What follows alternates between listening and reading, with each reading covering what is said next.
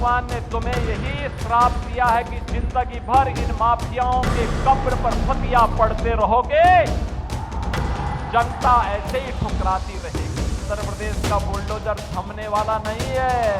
अब तो उत्तर प्रदेश में माफिया को रौंद करके बुलडोजर जब चलता है। 10 नवंबर ये वो तारीख जो बीजेपी एक बड़े मोर्चे पर निकले, क्योंकि 10 नवंबर से बीजेपी की एक ऐसी महायात्रा निकलने जा रही है जो पार्टी के लिए 2027 में दोबारा सत्ता में आने का रास्ता खोल सकती है। एक ऐसी महायात्रा जिससे पार्टी पूरे प्रदेश को हिलाने की तैयारी में है। उत्तर प्रदेश में भले ही विधानसभा चुनाव में अभी वक्त हो, लेकिन सियासी पारा तेजी से बढ़ने लगा है। बीजेपी ने जीत के हैट्रिक लगाने के मिशन पर कदम बढ़ा दिया है, जिससे जाहिर तौर पर विपक्षी दलों की टेंशन बढ़ने लगी है।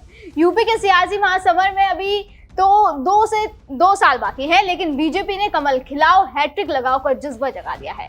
2027 विधानसभा चुनाव से पहले ही बीजेपी ने कमर कस ली और 10 नवंबर से पूरे सूबे में पद यात्रा का महायज्ञ शुरू करने जा रहे हैं। चलिए आपको पार्टी के इस महायज्ञ के बारे में बताते हैं। दरअसल यूपी में बीजेपी 10 नवंबर से पद यात्रा शुरू करने जा रही है। इस यात्रा के जरिए बीजेपी प्रदेश के सभी 403 विधानसभा क्षेत्र में कुल 8 किलोमीटर की दूरी तय करेगी। इस यात्रा में बीजेपी के सांसद से लेकर विधायक तक पैदल चलेंगे और इस तरह बीजेपी पूरे उत्तर प्रदेश में 3224 किलोमीटर पैदल यात्रा करने वाली है। ये एक बहुत बड़ा कदम है पार्टी की तरफ से। बिहार विधानसभा चुनाव के मौसम के बीच बीजेपी आलाकमान फिलहाल सतर्क हो गया है। यूपी में 2027 विधानसभा चुनाव की तैयारी अब शुरू हो गई है। लोकसभा चुनाव में मिले झटके के बाद योगी अब पूरी तैयारी के साथ मैदान में उतरना चाहते हैं। इसके अलावा भी पार्टी की तरफ से अखिलेश की पीडीए की काट निकालने की कोशिश की जा रही है, क्योंकि जैसे कि आप जानते हैं कि लोकसभा चुनाव में पीडीए ने जिस तरह से अखिलेश का साथ दिया है, उससे अखिलेश की उम्मीद अब और बढ़ने लगी है। साल 2019 में समाजवादी पार्टी का वोट शेयर 18.11% था, जो 2024 लोकसभा चुनाव में बढ़कर 33.59% हो गया था।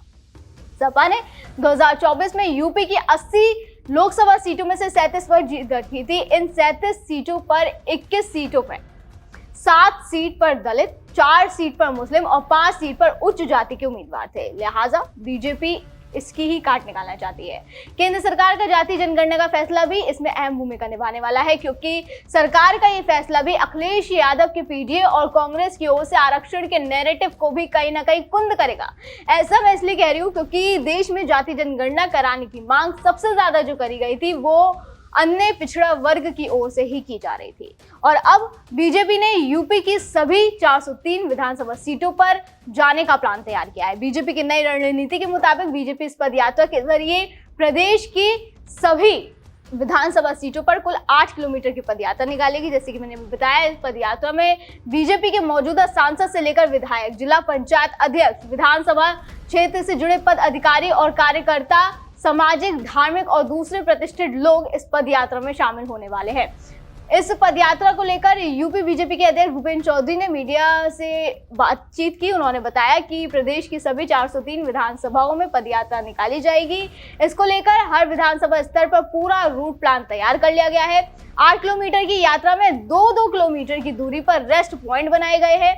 बीजेपी की ये पदयात्रा 4 चरणों में पूरी विधानसभा को कवर करेगा, यानी इसमें 4 चरण में ये पदयात्रा निकाली जाएगी। इस पदयात्रा में संगठन के लोग, अलग अलग समाज के जनप्रतिनिधि शामिल होने वाले हैं। यूपी में हर विधानसभा क्षेत्र में 4 से 5 मंडल है। इस यात्रा में अलग अलग मंडल के पदाधिकारी भी शामिल होंगे। उस क्षेत्र में समाज के सभी प्रबुद्ध वर्ग, धार्मिक और राजनीतिक लोग इस पदयात्रा में रहेंगे। इस पदयात्रा में बीजेपी के मौजूदा सांसद, विधायक, जिला अध्यक्ष पूरे समय रहेंगे। भूपेंद्र चौधरी ने बताया कि इस पदयात्रा के जरिए सरदार पटेल की 150वीं जयंती के उपलक्ष्य में उनके योगदान की चर्चा भी होने वाली है। हर विधानसभा पर निकलने वाली पदयात्रा के आखिरी में जनसभा भी होगी। यात्रा के दौरान बीच बीच में पदयात्रा का हिस्सा बनने वाले लोगों से बातचीत भी की जाएगी। एक विधानसभा में एक दिन में पदयात्रा पूरी हो जाएगी। सुबह 9 बजे से यात्रा की शुरुआत होगी, जो शाम 5 बजे तक चलेगी। 10 नवंबर से शुरू होने वाली ये यात्रा 24 नवंबर तक चलने वाली है। इसके अलावा अभी बिहार में भी विधानसभा चुनाव का वक्त है। पहले फेज की वोटिंग हो चुकी है, दूसरे फेज बाकी है। पहले फेज में जनता की तरफ से जबरदस्त वोटिंग की गई और इन चुनावों को भी यूपी विधानसभा चुनाव का रिहर्सल माना जा रहा है। प्रदेश के मुख्यमंत्री योगी आदित्यनाथ, उप मुख्यमंत्री और कई मंत्री बिहार में चुनाव प्रचार कर रहे हैं। उनकी सभाओं में यूपी के विकास, कानून व्यवस्था और राम मंदिर, काशी विश्वनाथ धाम और प्रयागराज कुंभ जैसे उदाहरण प्रमुखता से गूंज रहे हैं। वहीं विपक्षी दल इन दावों को चुनौती देते हुए दलित, पिछड़ों और अल्पसंख्यकों के उत्पीड़न का नाम बदलने की राजनीति और माफिया संरक्षण जैसे मुद्दे उठा रही है। सीएम योगी अपनी चुनावी सभाओं में समाजवादी पार्टी और कांग्रेस को जमकर घेरते हुए दिखाई दे रहे हैं। वो कह चुके हैं कि समाजवादी पार्टी ने राम भक्तों पर गोली चलाई थी और कांग्रेस के नेता ने छठ मैया पर सवाल उठाए। ये कांग्रेस के लोग जैसे राम मंदिर के बारे में प्रश्न खड़ा करते थे, भगवान राम के बारे में प्रश्न खड़ा करते थे, ऐसे ही छठ मैया के बारे में भी कांग्रेस के युवराज आज प्रश्न खड़ा कर रहे हैं। यही नहीं, बिहार को यूपी की बुलडोजर एक्शन की भी याद दिलाई गई। सीएम ने कहा कि अब बिहार में भी माफिया पर बुलडोजर चलेगा, क्योंकि यूपी का बुलडोजर न थमने वाला है और ना ही डरने वाला है। अब तो उत्तर प्रदेश में माफिया को रौंद करके बुलडोजर जब चलता है और माफिया के द्वारा अर्जित संपत्ति को जब हम लोग गरीबों में बांटने का काम करते हैं तो उसकी चिढ़ इनके पार्टनर समाजवादी पार्टी की लोग बिहार के अंदर भाषण के माध्यम से, बयानों के माध्यम से निकालने का काम कर रहे हैं। लेकिन उत्तर प्रदेश का बुलडोजर थमने वाला नहीं है, वह डरने वाला भी नहीं है। अब तो बिहार भी इसी तरह बिहार और पूर्वांचल की सामाजिक सांस्कृतिक समानता इस बार के चुनाव को दिलचस्प बना रही है। कहा जा रहा है कि योगी की छवि बीजेपी की बड़ी पूंजी बन गई है। यूपी में निवेश और कानून व्यवस्था के परसेप्शन ने वहां भी असर डाला है। वही सपा और कांग्रेस इसे भ्रम बताकर राजनीतिक लाभ लेने के फिराक में है। तो कुल मिलाकर 10 नवंबर को होने वाली ये यात्रा कोई साधारण मार्च नहीं होने वाला, बल्कि 403 विधानसभा क्षेत्रों को लांघते हुए कुल 3224 किलोमीटर की पैदल सफर होगा।